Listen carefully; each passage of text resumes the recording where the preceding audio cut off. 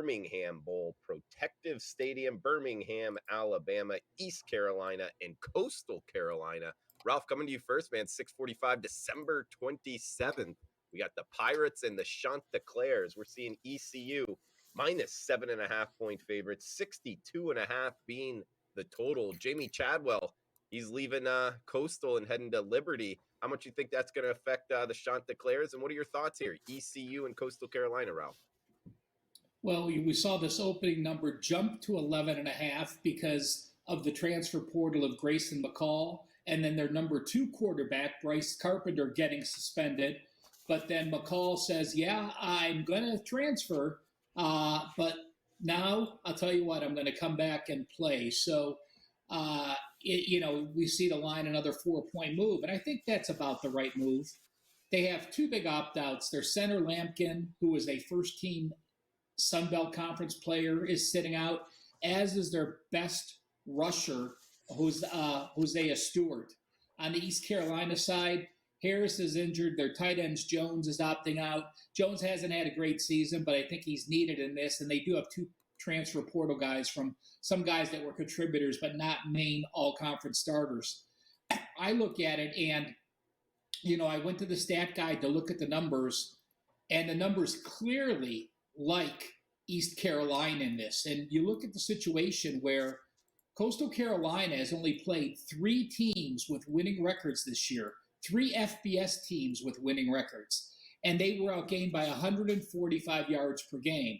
Now, 2 of those were end of the season, James Madison and Troy, where they lost 47-7 and 45-26, where McCall was hurt for part of it and then came back for the second game, but was basically mauled out.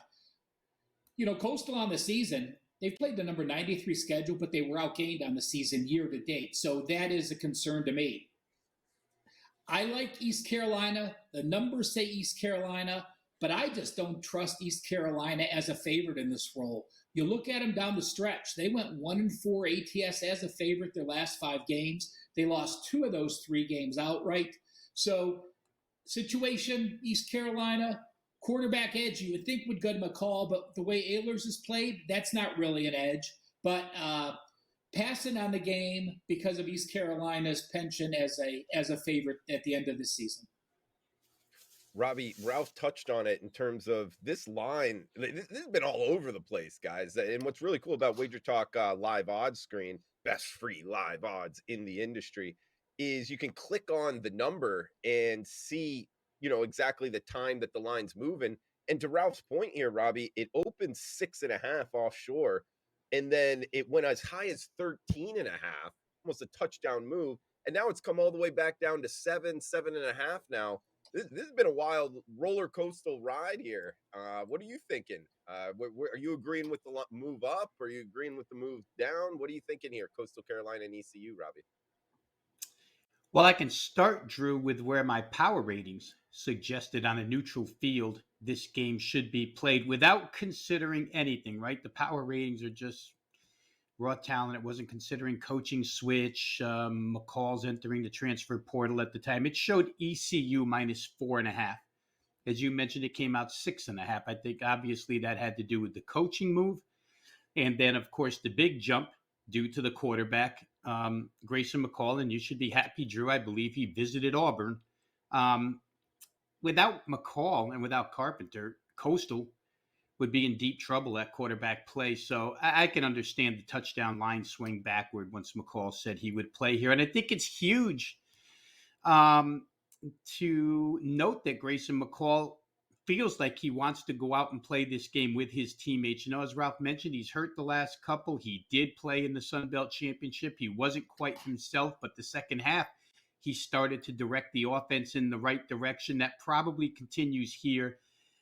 It's in these early bowls, it's been seldom where you have both starting quarterbacks from the season in the game. We'll have them both here. So I think both of these quarterbacks can direct their offenses against what are really poor defense. At the end of the season for both of these teams, forget about Grayson McCall being injured offensively. What happened to Coastal Carolina defensively was unbelievable at the end of the year. I'm just going to go through the last 2 games played by both of these teams heading into this bowl. ECU Home against Houston, at Temple. What happens in those two games? They give up 42 and 46 points, 515 and 575 total yards, 435 through the air, 527 through the air to Kurt Warner's son, DJ Warner of Temple. 7.6 a play against Houston. They allowed 7.4 against Temple. That totals out, guys, to 88 points allowed in two games, 1,090 yards, 962 of those through the air, 7.5 yards per play on the ground. That may be a reason why Grayson McCall decided to come back. What the heck? He's going to put up some numbers here against that defense. However, as I mentioned, Coastal just as bad. Last two games were at JMU, at Troy.